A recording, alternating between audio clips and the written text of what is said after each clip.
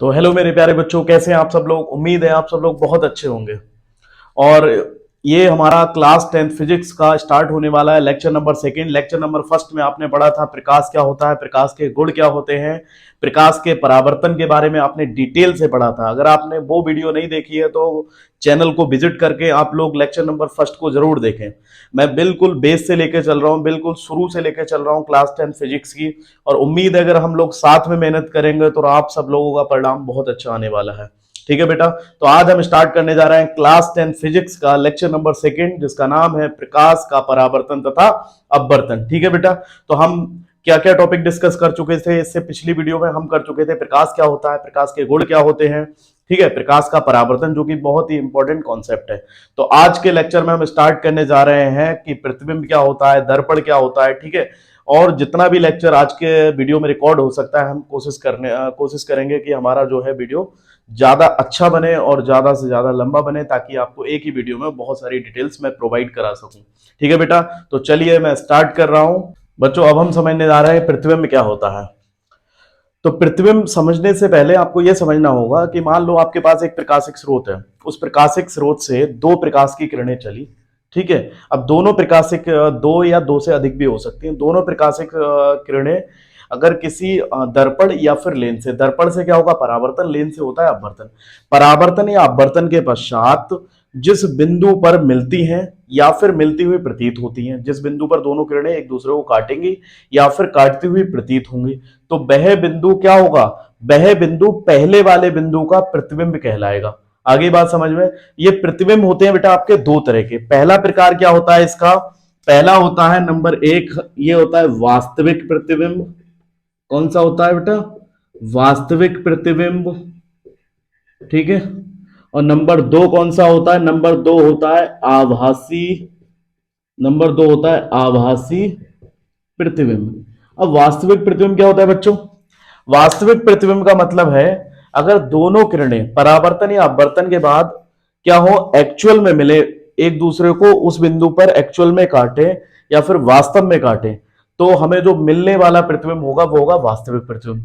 अगर वही दोनों किरणें क्या हो, एक दूसरे को वर्चुअली मीट करें या एक दूसरे को आभासी इंटरसेक्ट करें या आभासी काटें या मिल ना रही हो, लेकिन हमने मान लिया है कि इन दोनों को पीछे हटाने पे ये दोनों किरणें एक दूसरे को यहां पे काट सकती हैं, तो वहां पर जो हमें मिलने वाला प्रतिबिंब होगा वो होगा आभासी प्रतिबिंब। आगे आने वाले टॉपिक में आप समझ जाओगे, जब हम प्रतिबिंब बनने के नियम और प्रतिबिंब का बनना समझेंगे, वहां पर डिटेल से मैं एक एक चीज को आपको समझाने वाला हूं। ठीक है बेटा, अब हम नया टॉपिक स्टार्ट करने वाले हैं, दर्पण। तो ये हम क्लियर करने के बाद अब हम स्टार्ट कर रहे हैं बेटा दर्पण। तो दर्पण के बारे में समझते हैं बेटा, दर्पण क्या होता है। ठीक है, दर्पण, तो दर्पण बेसिकली आपका इंग्लिश में इसे कहते हैं मिरर। ठीक है बेटा, दर्पण बेसिकली आपके दो तरह का होता है। नंबर वन, एक होता है समतल दर्पण। कौन सा होता है बेटा, एक होता है आपका समतल दर्पण, जिसे हम क्या कहते हैं, जिसे हम कहते हैं प्लेन मिरर। ठीक है, और एक होता है आपका गोलीय दर्पण। कौन सा होता है बेटा, गोलीय दर्पण। ठीक है, गोलीय दर्पण का मतलब क्या होगा, स्फेरिकल, गोलीय दर्पण का मतलब स्फेरिकल मिरर। ठीक है, तो एक होता है आपका प्लेन मिरर, दूसरा कौन सा होता है, स्फेरिकल मिरर। ठीक है, दो तरह के दर्पण होते हैं। तो समतल दर्पण क्या होते हैं, समतल दर्पण वे दर्पण होते हैं जिनके, जैसे मान लो यहां पर मैंने एक मिरर ले लिया, उसके मैं क्या कर दूं, एक साइड पे पॉलिश कर दूं, क्या कर दूं, एक साइड पे पॉलिश कर दूं। तो एक साइड या इसकी क्या होगी, परावर्तक पृष्ठ होगा, और दूसरी साइड क्या होगा, इसकी ऐसा पृष्ठ होगा जिस पर पॉलिश करी हुई है, यानी कि जिसकी वजह से परावर्तन होगा। ठीक है, तो समतल दर्पण वे दर्पण होते हैं जिनका एक पृष्ठ चिकना होता है और दूसरे पृष्ठ पे क्या होती है, कलई या फिर पॉलिश करी हुई होती है। तो ऐसे दर्पण क्या कहलाते हैं, आपके समतल दर्पण। तो समतल दर्पण के लिए सबसे अच्छा एग्जांपल है जो आपके घरों में फेस देखने वाला शीशा होता है, वो एक्चुअल में क्या होता है, समतल दर्पण होता है, जिसे आप दिन में 10 या 20 बार देखते रहते हो। ठीक है, तो समतल दर्पण की जो फोकस दूरी होती है वो इसकी क्या होती है, वो होती है अनंत। समझ जाओगे बेटा, फोकस दूरी भी क्या होती है, बस आगे मैं समझाने वाला हूं। समतल दर्पण की फोकस दूरी क्या होती है? अनंत। बहुत बार पूछा गया है ये क्वेश्चन, इसलिए मैं यहाँ पे बता दे रहा हूं ताकि आपको याद रहे। तो समतल दर्पण क्या होता है? बहुगोलीय दर्पण होता है जिसके एक तरफ पॉलिश और दूसरी तरफ क्या हो? चिकना पृष्ठ हो। ऐसे दर्पण को क्या कहते हैं हम? समतल दर्पण कहते हैं। गोलीय दर्पण, अब गोलीय दर्पण क्या होता है? ऐसे दर्पण जिनका परावर्तक पृष्ठ गोलीय होता है, यानी कि ऐसे दर्पण जिनका परावर्तक पृष्ठ क्या हो? गोलीय। जैसे मान लो एक तरह से मैंने ये क्या बना दिया? गोलीय दर्पण। अभी ये प्योर गोलीय दर्पण नहीं, जब तक आप पॉलिश नहीं करोगे तब तक ये क्या परावर्तन ही नहीं कर पाएगा। जब परावर्तन नहीं कर पाएगा तो ये परावर्तक पृष्ठ कैसे जनरेट करेगा? ठीक है, तो ऐसे गोलीय दर्पण जिनका परावर्तक पृष्ठ क्या हो? गोलीय। तो मान लिया अब यहां पर मैं क्या कर दूं? पॉलिश करना स्टार्ट कर दूं। ठीक है, यहां से मैंने ऐसे करके पॉलिश कर दी इसके इनसाइड, यानी कि इसके अंदर की साइड, और इस वाले सिरे के मैंने कहा स्टार्ट कर दी पॉलिश करना? बाहर की साइड, आउटसाइड। ठीक है, तो दोनों सिरों पर देखो क्या है, आप देख रहे हो पॉलिश। तो यहां पर ऐसे दर्पण को हम क्या कहेंगे? ऐसे गोलीय दर्पण को हम कहेंगे, ऐसे दर्पण को हम कहेंगे गोलीय दर्पण। यानी कि ऐसे दर्पण जिनका परावर्तक पृष्ठ क्या हो? गोलीय हो। गोलीय का मतलब क्या हो? स्फेयर की फॉर्म में हो, गोल फॉर्म में हो।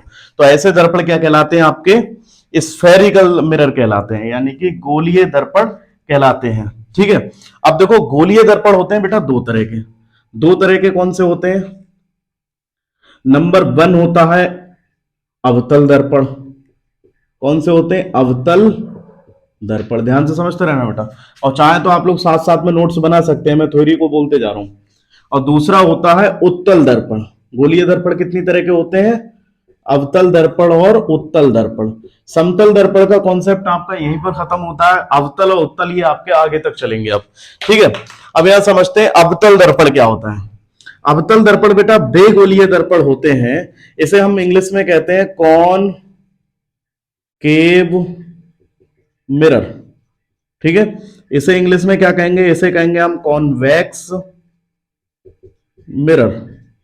ठीक है, तो यहां ध्यान से समझ लो, जैसे मैंने ये गोलीय दर्पण का एक फिगर बनाने की कोशिश करी है। अगर मैं इस गोलीय दर्पण को दो हिस्सों में बांट दूं, ठीक है, मैंने क्या कर दिया? इसको काट दिया। तो काट दिया तो एक हिस्सा जो बनेगा वो बनेगा इसका उत्तल दर्पण। एक कौन सा बनेगा? उत्तल दर्पण। और दूसरा हिस्सा जो इसका बनेगा वो होगा कौन सा? अवतल दर्पण।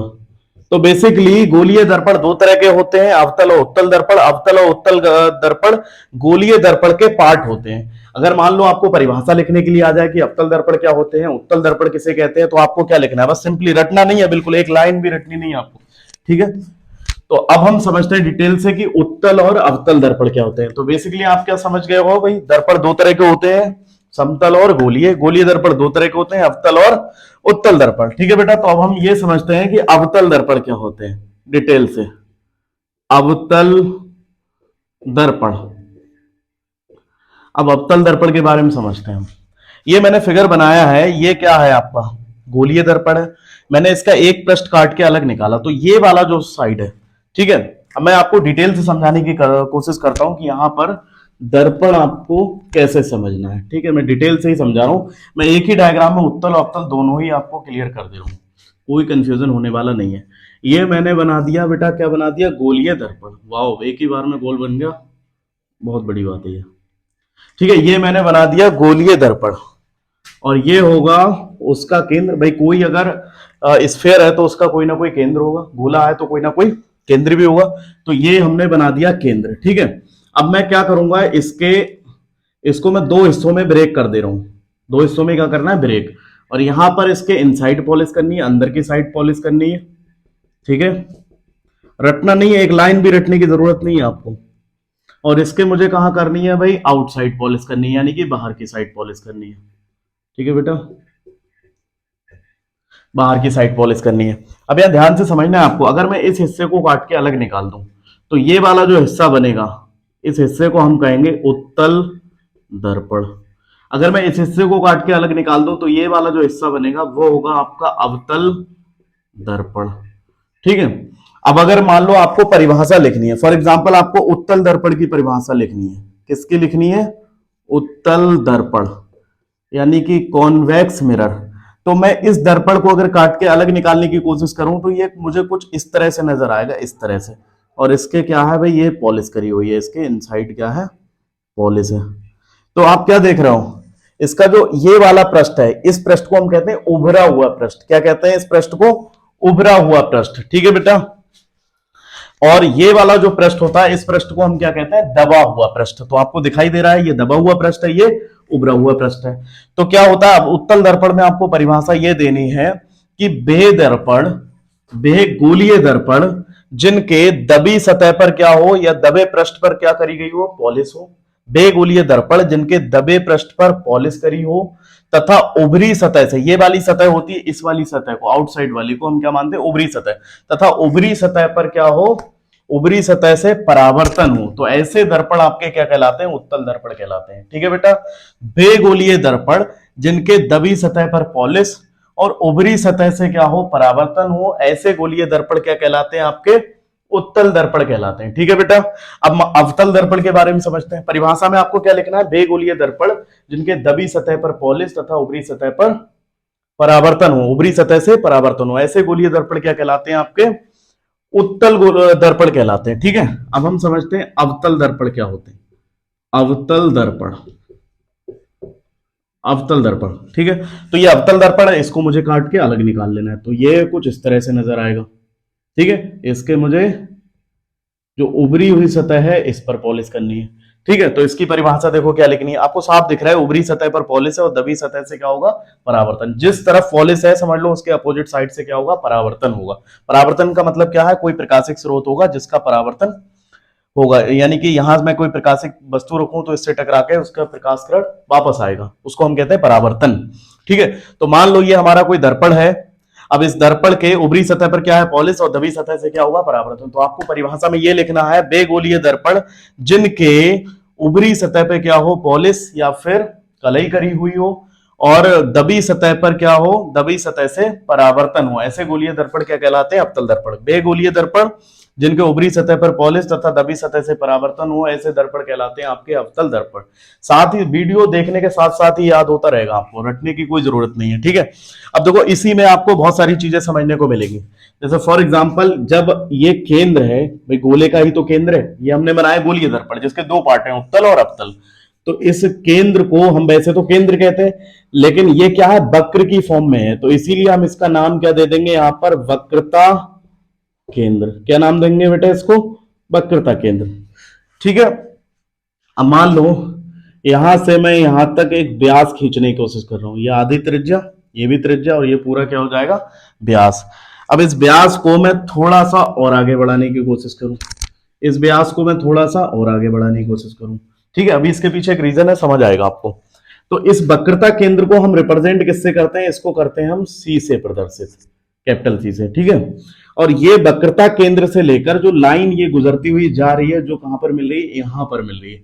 इस वाली लाइन को हम क्या कहते हैं? इसको हम रिप्रेजेंट करते हैं पी से, जिसे हम इंग्लिश में कहते हैं पोल, इसीलिए उसका पहले लेटर से रिप्रेजेंट करते हैं। और हिंदी में इसे कहते हैं, हिंदी में कहते हैं इसे ध्रुव। ठीक है। क्या कहते हैं बेटा? इसको ध्रुव कहते हैं। जब ये ध्रुव है भाई किसके लिए? अवतल दर्पण के लिए, तो उत्तल दर्पण के लिए भी ध्रुव होना चाहिए, लॉजिकल बात है भाई। तो यहां होगा P और इसे हम क्या कहेंगे? इसे भी हम कहेंगे, इसे भी कहेंगे ध्रुव। ठीक है बेटा। ये ध्रुव हो गया। अब देखो ध्यान से समझ लो, हमेशा P और C के बीच में, P और C के बीच में क्या स्थित होता है? फोकस। अब वो कैसे बनेगा वो मैं आगे समझाऊंगा। फोकस होता है P और C के बीच में, यहां पर भी P और C के बीच में क्या स्थित होगा? फोकस स्थित होगा। ठीक है बेटा। अब यहां ध्यान से ये समझना है आपको, फोकस से लेकर, फोकस से लेकर ध्रुव तक की जो दूरी होती है उसे हम कहते हैं फोकस दूरी।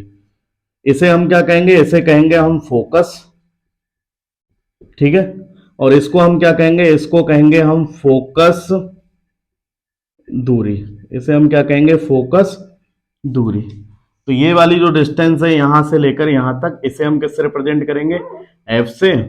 और इसे भी हम क्या कहेंगे? इसे भी हम कहेंगे फोकस दूरी। यानी कि फोकस से लेकर ध्रुव के बीच की दूरी को क्या कहते हैं? फोकस दूरी कहते हैं। कोई दिक्कत है इसमें? नहीं है ना। अब यहां से देखिए, वक्रता केंद्र से लेकर, वक्रता केंद्र से लेकर P, ये आपको एक त्रिज्या की तरह नजर आ रहा है भाई। पूरा ये क्या है भाई? स्फीयर है, तो ये क्या होगा?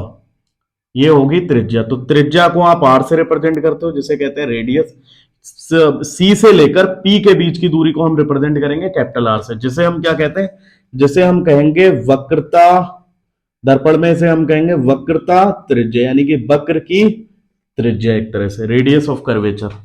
ठीक है, अब ये भाई आर है तो ये लॉजिकल बात है, ये वाली डिस्टेंस भी पी से लेकर सी तक की ये भी होनी चाहिए उत्तल दर्पण के लिए, क्या होनी चाहिए, आर।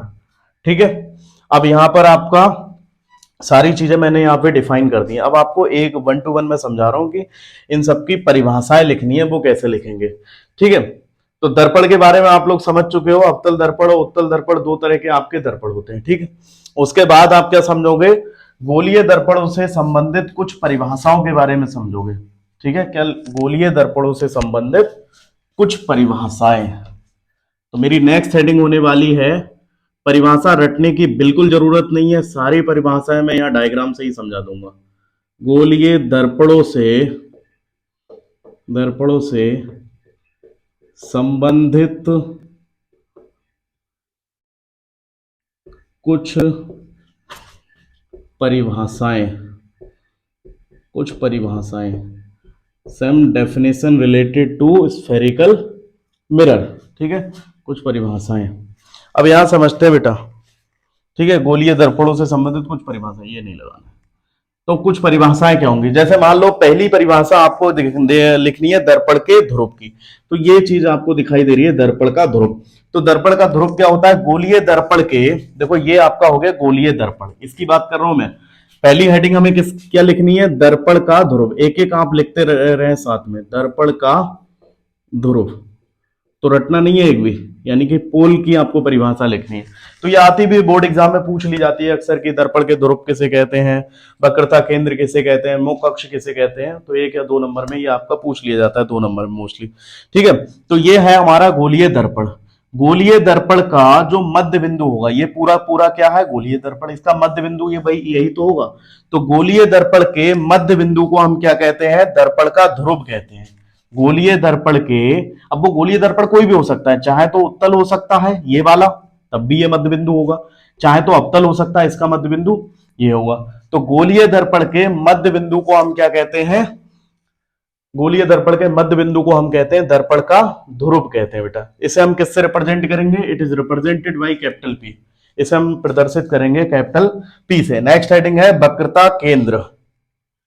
तो देखो नेक्स्ट हेडिंग है आपकी वक्रता केंद्र, ये भी आप लोग लिख लें साथ साथ में, वक्रता केंद्र किसे कहते हैं, सेंटर ऑफ कर्वेचर। तो वक्रता केंद्र हमने यहां पे दिखाया है। देखो ये जो वक्रता केंद्र है, ये इसी केंद्र से, ये क्या है, एक गोले का ही तो भाग है वक्रता केंद्र, ये केंद्र क्या है, इसी गोले का तो भाग है।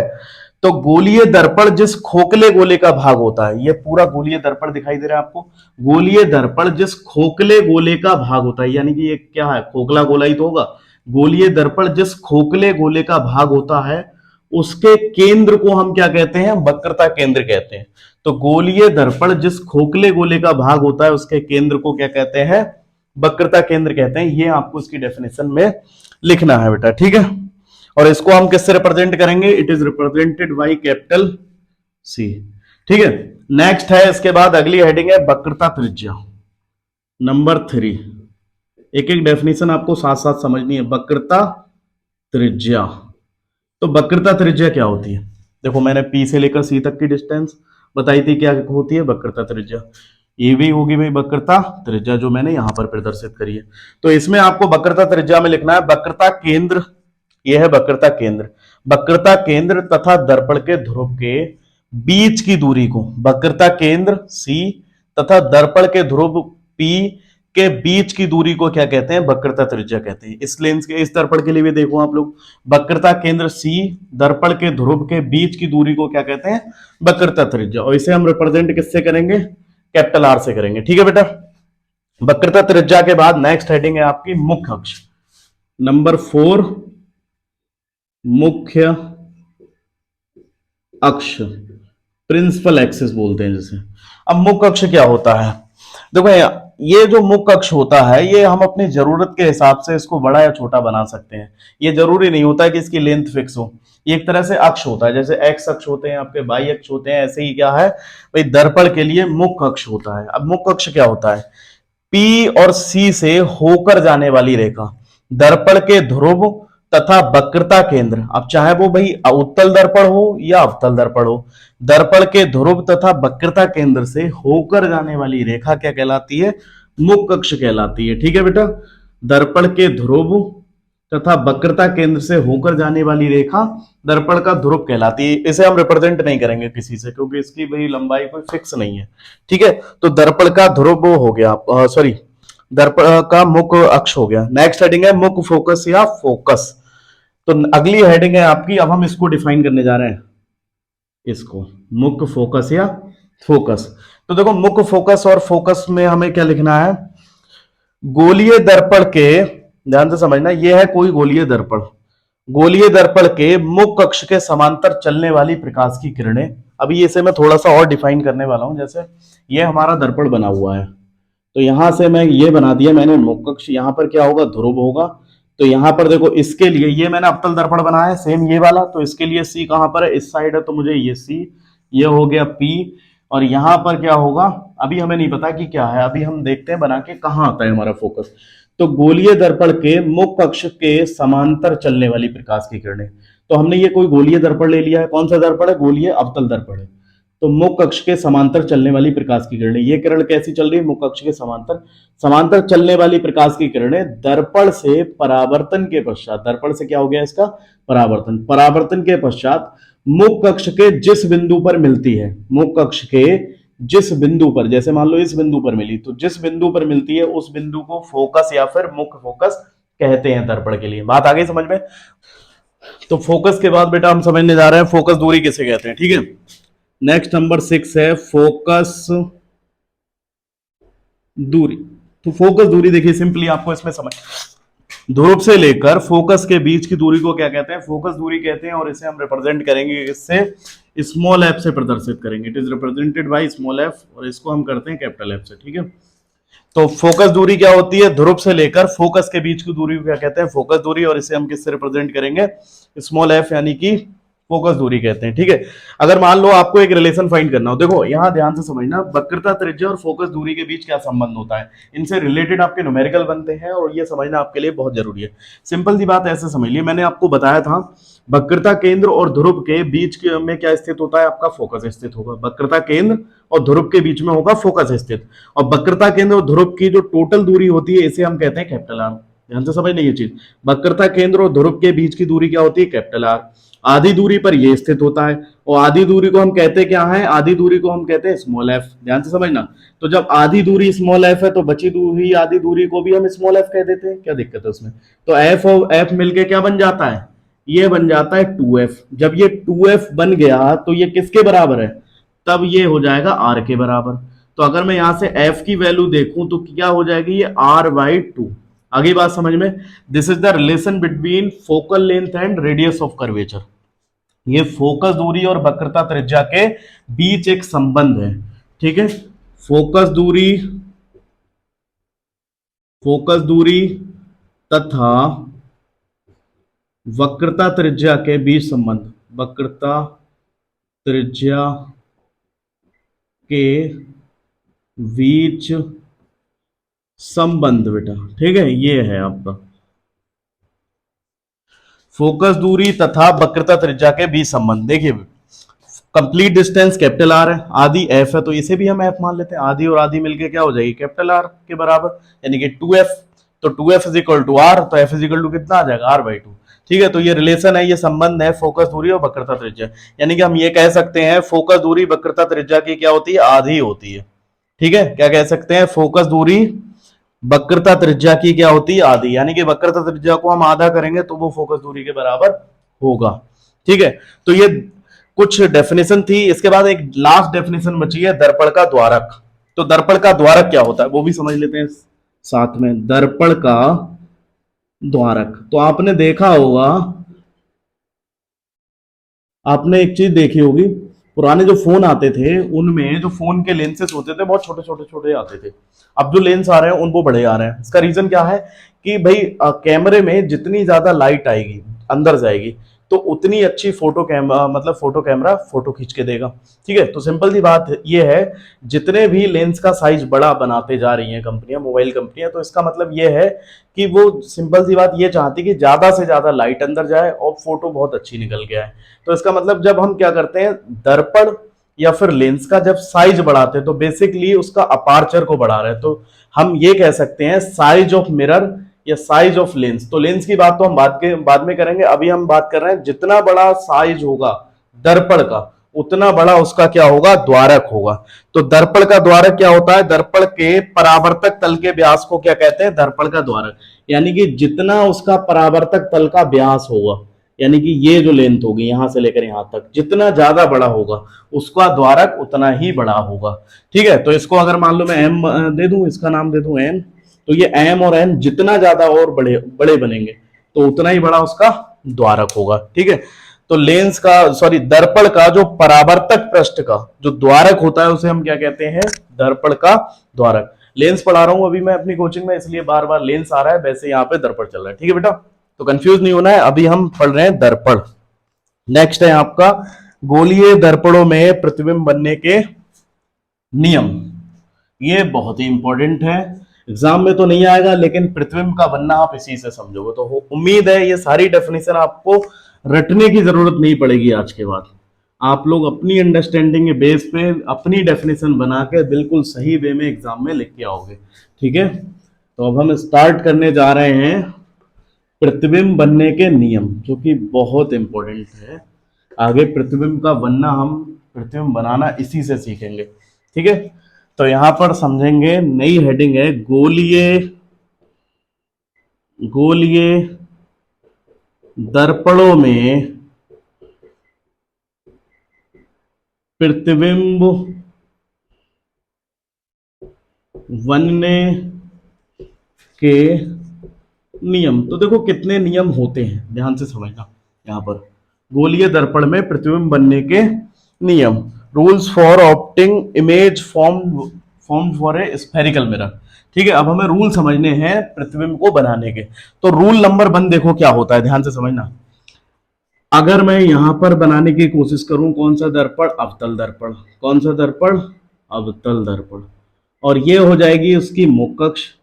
यहां पर क्या होगा, यहां पर होगा P, यहां मान लिया मैंने C, और यहां मान लिया मैंने क्या, F। ध्यान से समझना, क्या मान लिया, F, क्योंकि इसके बीच में C और P के बीच में क्या होगा, फोकस। तो अगर अब मैंने ये अवतल दर्पण बनाया, अब मैं यहां पर आपको उत्तल दर्पण बना के दिखा दे रहा हूं।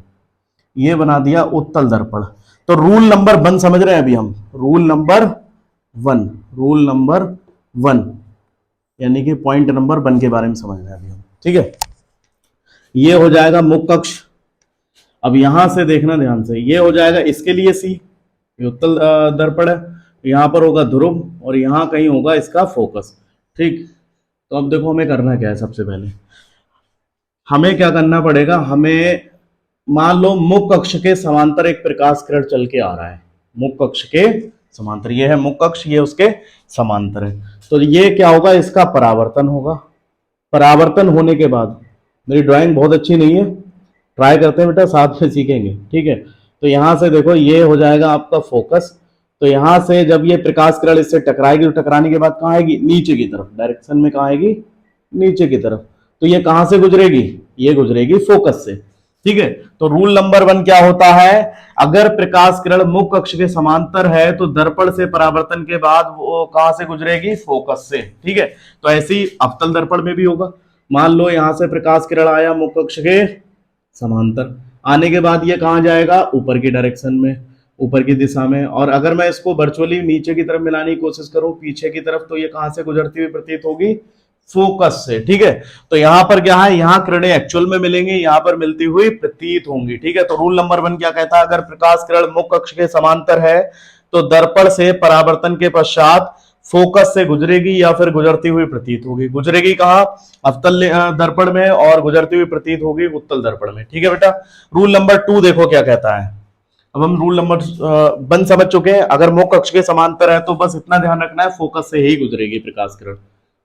अगर मुख्य अक्ष के समांतर है तो कहां से गुजरेगी किरण, फोकस से। अब रूल नंबर 2 देखिए बेटा, रूल नंबर 2, इसमें देखो क्या समझना है आपको, ये हो जाएगा आपका दर्पण, उसके बाद ये मैंने उसके ऊपर पॉलिश कर दी, ये करना जरूरी है नहीं तो परावर्तन कैसे होगा, ठीक है बेटा।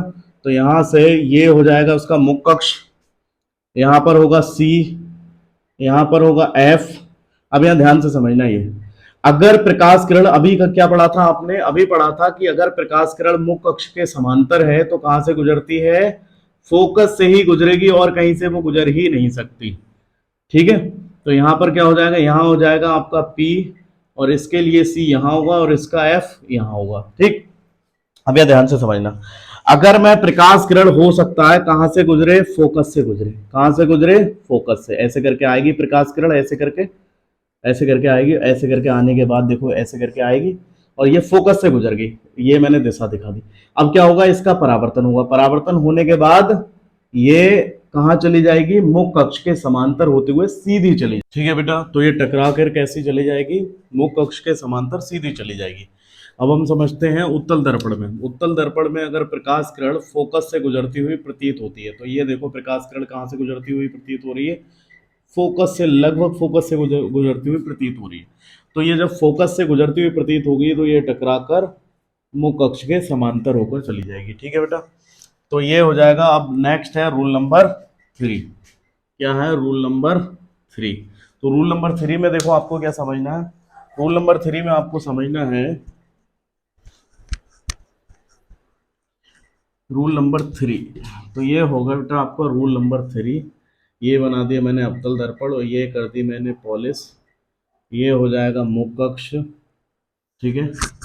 नेक्स्ट इसके बाद है आपका उत्तल दर्पण, ये मैंने कर दी पॉलिश और ये बन जाएगा मुख्य कक्ष, और यहाँ पर होगा आपका पोल, इधर सी और यहाँ होगा एफ। तो यहाँ इसके लिए पहले हम समझ लेते हैं अवतल दर्पण में।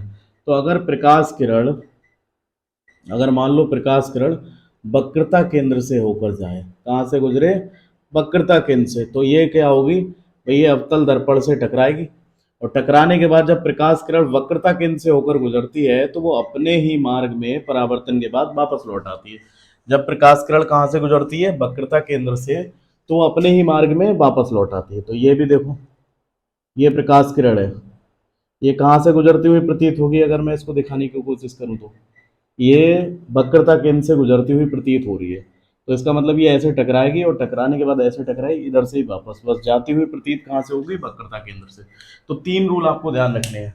अगर प्रकाश किरण मुख्य कक्ष के समांतर है तो चाहे उत्तल दर्पण हो या अवतल दर्पण हो, परावर्तन के बाद क्या होगा, वो फोकस से गुजरेगा। रूल नंबर 2 में आपने क्या सीखा था, अगर प्रकाश किरण फोकस से होकर गुजर रहा है या गुजरता हुआ प्रतीत होगा तो परावर्तन के बाद क्या हो जाएगा, मुख्य कक्ष के समांतर। रूल नंबर 3 जस्ट अभी समझाया है कि अगर प्रकाश किरण वक्रता केंद्र से गुजर रहा है या गुजरता हुआ प्रतीत होता है तो उस कंडीशन में क्या होगा, उस कंडीशन में वो अपने ही मार्ग में बिना विचलित हुए वापस लौट आएगा, ठीक है बेटा। तो ये तीनों रूल आपको ध्यान रखने हैं।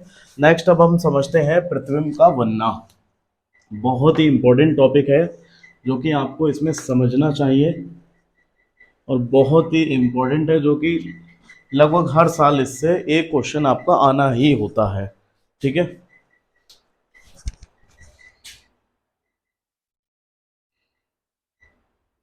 तो हेडिंग है नेक्स्ट, गोलीय दर्पणों द्वारा, गोलीय दर्पणों द्वारा प्रतिबिंब का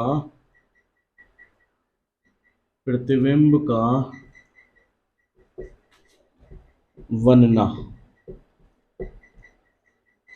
image formation by spherical mirrors. तो अब हम समझते हैं प्रतिबिंब के बनना। तो प्रतिबिंब देखो कैसे करके बनते हैं, उससे पहले मैं आपको बता दे रहा हूँ इसमें कितनी कंडीशन होने वाली है। अवतल दर्पण में टोटल आपकी 6 कंडीशन होने वाली है प्रतिबिंब बनने की, और उत्तल दर्पण में 2 कंडीशन होने वाली है। अब वो 6 कंडीशन कौन सी है उनके बारे में हम पहले बात कर लेते हैं। तो ये बना दिया मैंने एक अवतल दर्पण, और ये जब तक इस पर कलई नहीं की जाएगी तब तक किरण परावर्तित भी नहीं होगी, तो इसलिए क्या कर दी हमने, ये कलई। और ये हो जाएगा मुख्य कक्ष, यहाँ पर क्या होगा, पोल P, यहाँ पर बेटा क्या होगा, यहाँ होगा C, और इनके बीच में कहीं ना कहीं स्थित होगा F। अब हमें समझना है, देखो 6 कंडीशन कौन सी होगी। पहली कंडीशन तो ये है, अगर प्रकाश किरण मान लो बहुत ज्यादा दूर रखी है, कहाँ रखी है, प्रकाशिक वस्तु कहाँ रखी है, अनंत पर, तो प्रकाश किरण कहाँ से आएंगी भाई, अनंत से आएंगी। प्रकाशिक वस्तु मान लो ए भी कहाँ रखी है, अनंत पर, तो ये हो जाएगी कंडीशन नंबर आपकी 1, जब प्रकाशिक वस्तु बहुत ज्यादा दूर अनंत पे रखी हो। ठीक है बेटा। अब इसके बाद अगर प्रकाशिक वस्तु थोड़ा सा और आगे आना चाहती है, तो प्रकाशिक वस्तु थोड़ा और आगे कहां पर आ सकती है, अनंत और वक्रता केंद्र के बीच में। तो कंडीशन नंबर 2 आपकी ये हो जाएगी, जब वस्तु कहाँ है, अनंत तथा, क्या है, अनंत तथा वक्रता केंद्र के बीच। तो एक कंडीशन ये हो जाएगी, इसको स्थिति नंबर 2 बोलेंगे। तो दूसरी बार में कहा होगी वस्तु की स्थिति, अनंत और वक्रता केंद्र के बीच में। अब वस्तु आगे बढ़ रही है धीरे धीरे, ऐसे समझ लो ये सारे क्या है, रेलवे स्टेशन है। तो एक बार इन स्टेशन पे ट्रेन रुकेगी, एक बार इनके बीच में कहीं ना कहीं रुकेगी सिग्नल के लिए। ठीक है। तो सबसे पहले वस्तु कहाँ रुकी, अनंत पर, उसके बाद अनंत और वक्रता केंद्र के बीच रुकी। अब कहाँ रुकेगी जो वस्तु है, अब वो कहाँ रख के देखेंगे हम, अब जो वस्तु है वो हम रख के देखेंगे वक्रता केंद्र पर। तो ये हो जाएगा वक्रता केंद्र ए और बी, ये वस्तु हमने रख दी कहां पर, वक्रता केंद्र पर। अब यहाँ ध्यान से समझना है आप लोगों को, क्या समझना है कि अभी ये थी कंडीशन नंबर 2, अनंत और वक्रता केंद्र के बीच। अब वस्तु कहां आ गई, अब वस्तु आ गई वक्रता केंद्र पर। ठीक है। और ये होगी कंडीशन नंबर 3। तो ऐसे टोटल 6 कंडीशन है, वस्तु धीरे धीरे हम कहा ले जाएंगे, दर्पण की तरफ। अब बताओ बेटा वस्तु कहाँ होगी, सी और एफ के बीच। कहाँ आ जाएगी वस्तु, सी और एफ के बीच, यहाँ आ गई। मान लिया ये ए भी दिखाने की कोशिश कर रहा हूँ, ये वस्तु है, वस्तु का एक सिरा ए है, दूसरा सिरा बी से दिखाने की कोशिश कर रहे हैं। तो अब बताओ वस्तु कहाँ होगी, सी तथा एफ के बीच। तो कंडीशन नंबर 4 में वस्तु कहां पहुंच चुकी है, सी तथा एफ के बीच। अब बताओ अब वस्तु कहां पहुंच चुकी है, अब वस्तु ले जाके हमने रख दी है सीधे सीधे फोकस पर। ये ए और बी कोई वस्तु है, अब ये वस्तु कहां रख दी है, ये वस्तु रख दी है फोकस पर। ठीक है। अब उसके बाद देखो फोकस पर, तो ये होगी कंडीशन नंबर 5। अब उसके बाद कहां होगी, फोकस और ध्रुव के बीच में वस्तु कहां होगी, एफ तथा पी के बीच। तो there are total 6 condition between infinite and pole. तो अनंत और ध्रुव के बीच टोटल 6 कंडीशन हमारी बनने वाली है, और ये होगी कंडीशन नंबर 6, जिसमें कंडीशन नंबर 1 क्या होगी, वस्तु अनंत पर होगी। उसके बाद वस्तु थोड़ा और आगे बढ़ेगी तो कहाँ होगी, अनंत और वक्रता केंद्र के बीच होगी, फिर वक्रता केंद्र पर पहुंचेगी। उसके बाद कहाँ होगी, वक्रता केंद्र और फोकस के बीच में। उसके बाद वस्तु कहाँ पहुंचेगी, फोकस पर। उसके बाद धीरे धीरे हम वस्तु को आगे बढ़ा रहे हैं, फोकस के बाद वो ध्रुव और फोकस के बीच। तो ऐसे करके ये पहुंचेगी। और लास्ट में कहीं पोल पे मत रख देना, पोल क्या है भाई, उसके अंदर है, मिरर के अंदर, तो मिरर के अंदर वस्तु नहीं रख सकते आप लोग। ठीक है। तो ये होंगी इसमें इतनी सारी कंडीशंस।